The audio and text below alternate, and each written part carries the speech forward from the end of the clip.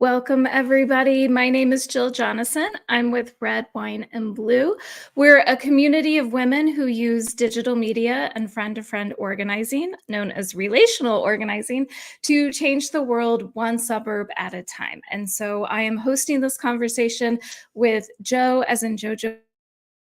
We love to talk to incredible people. We've been doing an author series lately because there's incredible people writing incredible books. And so today our guest is Lindsey Cormack, and she wrote a book called How to Raise a Citizen. And for those of us who are parents, we're like, yes, please, please let us know, because I think that's what we're all trying to do, right? So welcome, Lindsey. Thank you so much for joining us.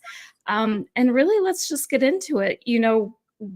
What is the reason that you thought to write this book? And, let us know a little bit about your background, because I know you're an academic as well. Sure. So thanks. I'm excited to talk with you. I'm a college professor and I have been for 10 years. And I work at Stevens Institute of Technology in Hoboken, New Jersey.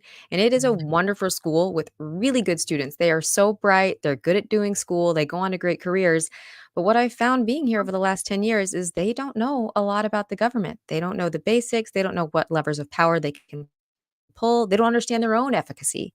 And so I set out a few years ago with 6 research assistants to kind of look at how states are doing this. What are the curriculas focusing on? How much classroom time are they getting? And we thought originally we might be writing a book sort of like Holly Corby did, which was like, what state curriculas work. And what we ended up finding is that it's really hard to get all this work done in schools. And so this became a parenting book.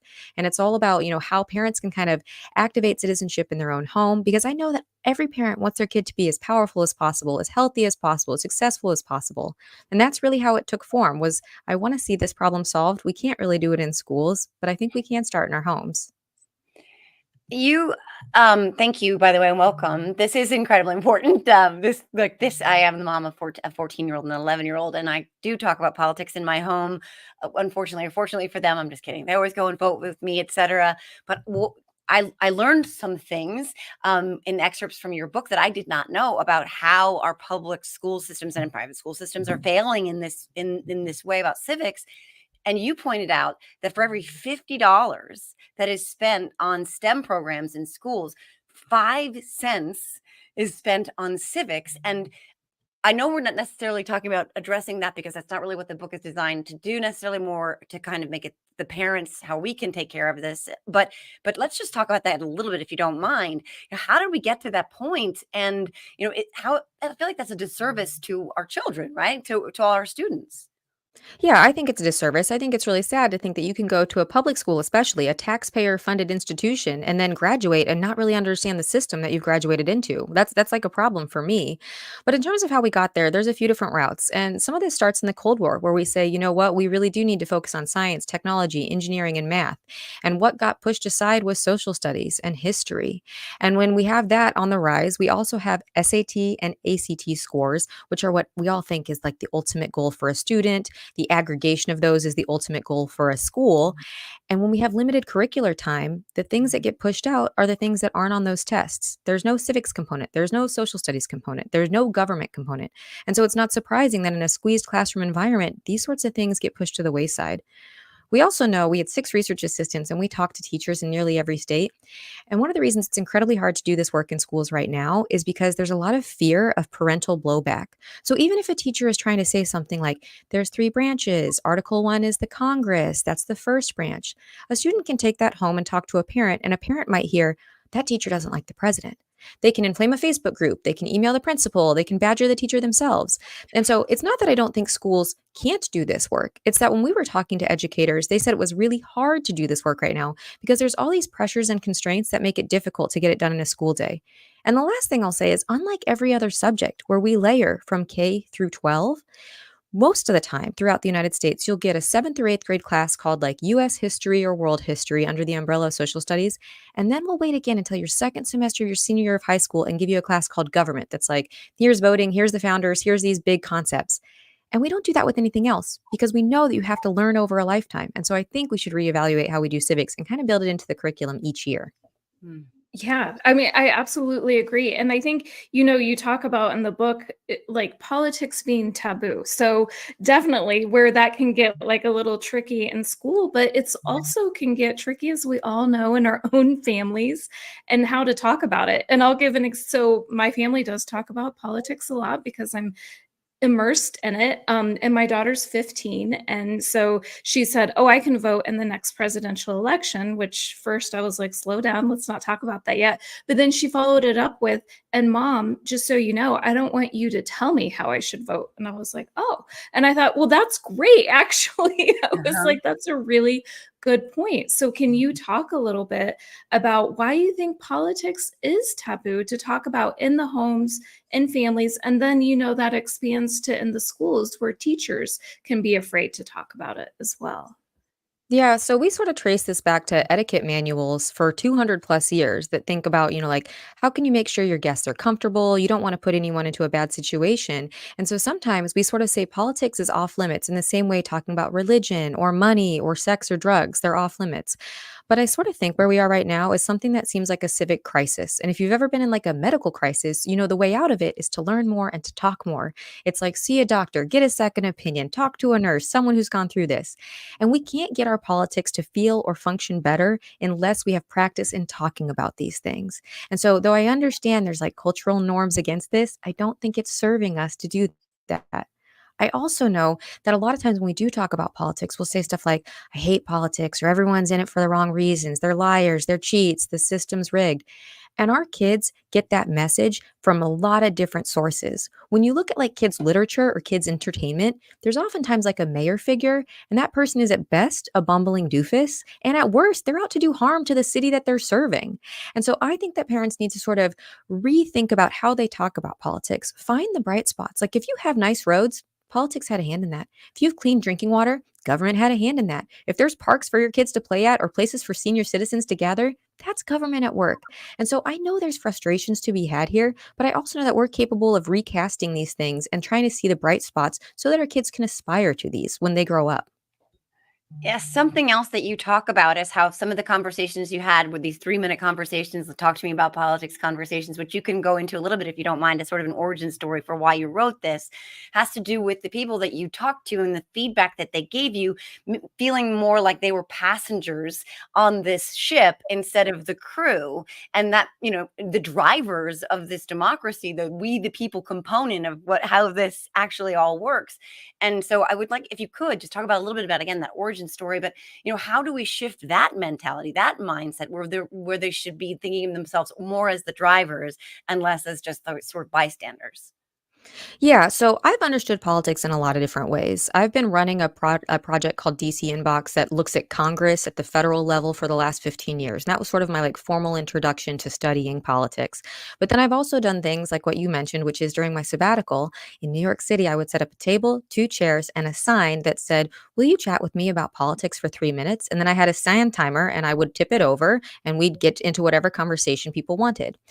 And sort of like a narrative that I kept hearing is that like politics was something that like they didn't really understand, they felt bewildered by, and they didn't really like where things were going. It was like, oh man, I'm on this like voyage and I can't stand where it's going. And they kind of see themselves in that like passive passengers on a ship of democracy or something. And at the end of it, we'd come back and I'd be like, well, I don't really think about it that way. I kind of think we're the crew. And we sometimes think, oh, where it's rigged or I'm only a small piece in this system. But really, it is a beautiful place to be if you can live in a democracy that you can chart the outcome of your life. And that's something that I think we should value. That's something we should look upon hopefully instead of saying, like, all politics is out of control. And a lot of times people focus on the federal level where so many quality of life things happen at your state and local level. But because our media environment really is obsessed in DC, we like don't get those messages through. So I'm hopeful that we can sort of think about this in a different way, but talking to a lot of people let me know that's gonna be an uphill battle. Yeah, and I mean, we talk about that all the time at Red, Wine, and Blue, the local level, like paying attention to the local level, and that's why, like, you talk about raising a citizen, not raising a partisan person, but a citizen. So can you just talk about, like, what is the difference between the two? Yeah. So the way I like to think about it is if you're trying to raise an athlete, like let's say you wanted to raise someone who understood and wanted to play football as an athlete, you would teach them the rules of the game, you would do conditioning exercises with them, and you would practice. If you wanted to teach them how to be a fan, you might teach them like lore of the greatest quarterbacks, you might teach them the chant of your team, you might teach them to hate another team, but that wouldn't prepare them to be an athlete. And in politics, we are all athletes, whether we like it or not. We are not spectators. And so I think about raising a partisan as someone who knows the rules. They figure out practice from seeing their parents vote, going with them, having these discussions. And then we trust that they'll pick the team that suits them. Because in reality, the parties change, the personalities change, the ideological underpinnings of the parties are fluid. And we need to give our kids the tools to make these assessments instead of saying, you should be a Democrat or you should be a Republican. And it's also true that when we look at emerging research on like the ability for a parent to impart their own partisanship to a child, it's about a coin toss. So it's Mm. not even a goal you should be chasing because 50% of the time you might get the outcome you want. And then the other 50% of the time you turn them off and either they rebel and say, I like the other party or I don't want to touch this at all. So I don't think that should be the goal. Instead of raising a partisan, raise a citizen and trust that they can figure out which team makes the most sense for them when they have the opportunity to make those determinations. Yeah, I mean, that is absolutely true. And again, it's funny because I'm thinking about the influence I have over my own kids. If I push them too hard, you know how they go. They're like, I'm going to go the opposite direction because mom pushed this too hard. But back to that idea that the roads, if you have nice roads, politics did that, government did that. But like, there's this also, you talk a little bit about, I guess think of the wording was active politics or something like that, or active government, or getting kids involved in advocating for things like if they wanted their basketball net was broken and they wanted it fixed, how do they go about that? And sort of that mentality of empowering them from an early age to understanding that they are the instruments of the change that they seek. But like you said, and I think in the book there's pushback against that as well. Some people don't want, our kids to go out there and advocate for these things that they want. So how do we overcome that? How do we encourage the kids to do these sort of things? Yeah. So thank you for that question because I really like getting into this. That is sort of in the line of what do we know about how kids can really understand civics and harness that power themselves? And this is not an area where I'm an expert, but it's an area where I defer to other experts. And what we know is kids who do experiential civics, which is find a problem in my neighborhood, figure out who's responsible for that, craft some sort of strategy for how I can convince them to value this or change it or whatever. That is what sticks with kids so then they can really understand where they are in the system, what those roles are instead of what we normally do, which is we kind of teach politics, government, and civics as a theoretical construct, where most of our curricula say, like, 200 plus years ago, a bunch of really smart people got together, they made the government, here we are today. And our kids see themselves as sort of like spectators of history instead of realizing that this is a history that we continually create. And that's what experiential civics does. And the reason that I say you should do this in your home is because increasingly in parts of the United States, state legislatures are saying that schools should not be permitted to do this. And their argument is we don't want schools to be politicized. If we're having kids who are reaching out to city council members or mayors, then it risks, looking very political. And so I sort of understand why legislatures are pushing back on this. But I also know that if we want our kids to understand the system, they have to have experiences in it. We can't just teach it to them on paper and expect for them to get it. And that's kind of true for any sort of learning. It's like you do it and then you get it instead of you've thought about it, you've heard about it. So it's just a matter of how we can do this effectively. Yeah, absolutely. And I love how you break it down with, different age groups. Like you don't have to wait until your kid is in high school or a teenager. So can you just give us a few tips from, like maybe preschool age, elementary, middle school, high school of different things you can do with your kids? Yeah, so I sort of break it down and say 5 to 9 is when we have to start being really intentional about this. And that doesn't mean you're sitting them down, quizzing them on the Constitution and making sure they can do this. But that means that we understand our kids look up to us for what we do and what we don't do. So if they never see us voting, if they never see us having a conversation, if they never see us caring to figure out more about our local politics, they will get the message that they shouldn't do that either. And at that age, it's just sort of setting that background. You can also introduce them to personalities, like let them know who are some of the presidents that you maybe looked up to. Maybe there's a governor or a mayor that you really aspire to. Maybe your Congress has done something interesting. And it's just sort of like laying those little pieces out. When you get into middle school, kids can really grapple with concepts. And a lot of times we think kids don't do politics. If you've ever seen kids play video games together or even play games in person together, they do politics. They Mhm. decide rules. They say who can do what, at what's fair, what's the punishment, how are we collectively deciding these. They do politics. And in that middle school range, you can kind of give them some muscle memory exercises. So something that I like is, let's say you have a local election and you don't really know anything about the candidates because it's a local election, low information, whatever. You can send your 13-year-old out and say, can you be our family researcher? Can you go figure out what you think about these candidates and report back to us? And then they get that little muscle memory exercise of like, what is it to seek information? How can I make a determination? Which of these candidates resonates with me? And our kids come to this in a far less prejudicial way than we do. They're just making sense of the world. It's their first time doing this. And so I think we can really have insights from what they're going to think about these things and tell us. And then when you're like 15 to 18, I think there's 5 crucial things your kids have to know before they leave your house. And I'll give it to you quick. One is they have to know how to register to vote. We think that it's going to happen in schools. It doesn't. Only a quarter of our 18-year-olds are registered to vote. So we have to do it. The second is they need to know the difference between primary and general elections. When we talk to teachers, primary elections are hardly ever taught in the United States unless it's the presidential primary. And in a lot of places, that's the election that matters. That's where you decide who's going to win, because by the general election, it's shifted for one way or another, so it doesn't really matter. They need to understand the Constitution at some point. I think it's important for all of us to read the rules of the game that we're playing. Again, you think it happens in schools. It doesn't unless you're in like AP Gov. And even then, it's not clear that it's working because it's one of the lowest scoring AP test scores that we have. They need to understand federalism, which is like the differences of power at the federal level, the state level, the local level. It's not that hard, but that appreciating that is important to figure out who you can direct your ire or aberration to. And the last thing is they need to have a practice having a hard conversation. We need to be willing to get into this with them, because by the time I see them as college students, they are afraid to do that because they're under practiced. Like they themselves don't want to be uncomfortable and they don't want to risk making anyone else uncomfortable. But politics is uncomfortable. And that's actually great, because in that discomfort, we refine what we're going to do. And if they don't get that practice at home, it's not clear that they're ever going to get it. And I don't think our politics benefits. No, 1,000%. It doesn't. And you talked about, it works better when it's more reflective of more of us, right? That's the democracy government works better when that's the case. But that sort of works hand in hand with something else that you talk about related to registration and how complicated it is and how different it is in every state. And sometimes it's online and sometimes it's not. And sometimes in Texas, you have to go to this one building and you don't have the stuff. And it's very, very complicated, which we can get into why that is in another conversation, because there's lots of intention behind that. But 18-year-old voters, statistically, right, they don't really tend to turn out as much, obviously, as most other demographics do. Again, there's lots of reasons there, but largely they don't know how to do it, but also what they need to do it, and it's because it varies state to state.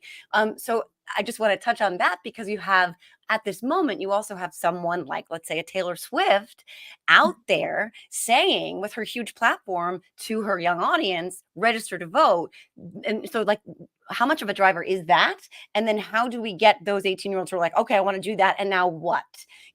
Books like yours, obviously, so probably starts in the home, I would guess, right? That would be what you would say, most likely. Well, I mean, Taylor Swift has an enormous audience. And when I look at like the click-through rates, it seems like nearly 500,000 people will go to like a vote.org or something as soon as she puts it out there. So she is doing the work of getting information into the eyes and the minds of young people. But here's where I think parents have to come in. A lot of times, and you're right, it depends on what state you're in, but in a lot of states, you'll have to register for your first time with your social security number. Most of our 16 to 18-year-olds don't know theirs. They don't even know where that card is. Mom or dad has it. It's in a folder or something. And so they're not going to be able to get that information without you helping them. They might not even know what it is when they're asked for it. And so that's part of it. The other thing that's really hard with young voters is oftentimes they are transient. So they're either moving away from the family home to pursue work or a career, or they're going to college. And they get mixed advice. Sometimes it'll be like, stay registered in your hometown because maybe, it's a swing state, or maybe, it's easier because then you can just vote absentee. I think that's the absolute wrong advice to give young people. They should have their political power where they are. If they are moving away to college, that is where they should register to vote. And that's something that parents have to help them with, because by the time they've got to campus, fall elections are really quickly thereafter. Voter registration deadlines are sometimes a month after they get there. And so you really need to encourage them and show them how to do that, because if it's in a different state than you, you're going to have to figure that out too. There's just so many hurdles that make it hard to participate, especially for young people. And I know that we don't want our young people to feel detached. Parents don't want their kids to feel out of control. They don't want them to feel apathetic. And our government would work better if it reflects the needs of those people versus them just throwing their hands up and being like, I wanted to participate, but I couldn't figure out the rules. So I think parents kind of owe it to our kids to help them do it for at least the first time because they don't have any other assistance that's coming in a routinized way from schools or anyone else. We can't rely on Taylor Swift to do it all. Yeah, I mean, don't you think, when your kid leaves home, like, you wanna make sure they know how to do laundry, how they make sure how they know how to cook, they know how to set up their bank account, so make sure that they're registered to vote. And then also I wanna get back to something else you were talking about because it's so aligned with what we do at Red, Wine, and Blue, and it's having those conversations. And I admit this all the time. I am a conflict avoider. I hate having the hard conversations. It's not a skill that I learned growing up, and it's something that's still very hard for a lot of us, young people and people, of our age, parents' age. But what are some suggestions that you have of ways that we can help prepare our kids to be more comfortable in that conflict and having those conversations when it comes to policy and So politics? I think you and I are of similar ages where it's true that we were also not served well by the institutions of our public schools and private schools for the most part because it was already civics was already being deprioritized with the time we Mhm. were in schools. Cultures were already saying you couldn't talk about these things. So I understand a lot of us step into this with trepidation and ourselves are under practiced. And the book sort of acknowledges this up front is like, yes, I know there's work to do and I know that it's hard because a lot of us didn't get the training. But I think there's sort of like two things to keep in mind. When you're having a discussion with your child, you're going to know your kid best. Some of them are going to want to spar with you. Some of them are going to want to debate because that might feel fun. Other ones are not going to be interested in doing that at all. And sort of like pushing them into that mindset isn't the way to go. So the first thing I like to do is sort of set up what we're doing. Are we having a discussion? Are we trying to learn something together? Or are we going to debate with each other? Pick whatever feels good for the both of you, but know what you're doing up front. So it's not like someone's being jarred by what they're interacting with and they didn't think that they were going to have a debate. But the second thing that I like to do is if your kid comes to you with a question about something, which they will, they're going to hear stuff online. I think the best thing you can ask up front is, what have you heard about that? And the reason that I like this question, and I use it in my classroom too, is you are releasing them from having to feel like, oh, I have to justify this opinion, or oh, I can, show them exactly why I thought that way. No, no, no. I just want you to set the table with what have you heard about that? And it might be something like, I saw this on TikTok. It might be so and so said this in class. And you are not going to have the same access points. You're not going to have those same inputs. And so if we can start with what have you heard, we can move much easier to what do you think? What do you know? What more do we need to know? But I think knowing that the upfront part is not let me convince you I'm right, let me convince you you're wrong. I just want to figure out where you're starting from. Then you can have a much richer conversation. That's a brilliant point. And it's interesting because this information is out there now so readily for our kids. Both my 11-year-old daughter asked me about Project 2025 and I was like, "What?" And because she has a friend who is not voting the same way that let's say I am, and that friend was talking about something and then my daughter actually said, "Do you know about Project 2025?" to her friend and then told me about it and I was like, "What?" And then she said she saw it on TikTok, and which was interesting to me because my son also consumes information on TikTok. And recently I guess it was over the summer, actually it was last spring, it was right around Easter, there was some disinformation that was being spread very readily and heavily on TikTok related to Easter and some marking of some holidays, et cetera, et cetera. And he came to me and he said the same disinformation point and he was upset. And I said to him, "Where did you hear that?"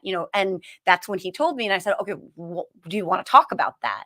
And I was so glad he came to me in that moment because he was upset by what he thought was true. So I appreciate that there is a dialogue there, but our kids are definitely consuming this. I don't even think they need to be like politically interested to consume it. It's out there and there's a lot of disinformation out there. I think that's right. And it's something where sometimes parents will ask me, like, where can I point my kids so that they're getting the right information? And I think that is not an answerable question because we are not usually information seekers in a lot of our media environments. Instead, we're algorithmically cut up to be information consumers that's fed to us. And I know that I'm never going to see the same thing that you see. I'm never going to see the same thing that Jill sees. And I'm certainly not going to see the same things that my 12-year-old daughter sees. And so I think it's important to recognize that we all are going to have different sources, and we're all going to hear different stories. But if we can tell our kids that we're an open door, that saves them from a lot of hardship. Mhm. Like, my daughter came to me asking about abortion, and I could have said, you know what, we'll talk about that when you're older. But I knew she could just go to Alexa and be like, Alexa, what's an abortion? Or she could type it into a machine and figure out and see images that would be really shocking to her. And so I think being a safe space to have those conversations. What is Project 2025? What is an abortion? Our kids don't need us to have all the answers. They need us to model what it is to learn more. So if I had a child who came to me and said, what's this plank about Project 2025? And I didn't know it, I'd say, you know what? I don't know. Let's go figure that out together because we all have computers in our pockets. We can do this. And that Right. sort of behavior is something that we should model for them. That information seeking, we're caring about it. We're trying to get to a solution together. That's good behavior. Whereas a lot of us have this impulse to be like, politics is boring or stressful, or I don't want to get involved. Do it when you're older. And I think that's the wrong approach. It's not serving us or them. Mm.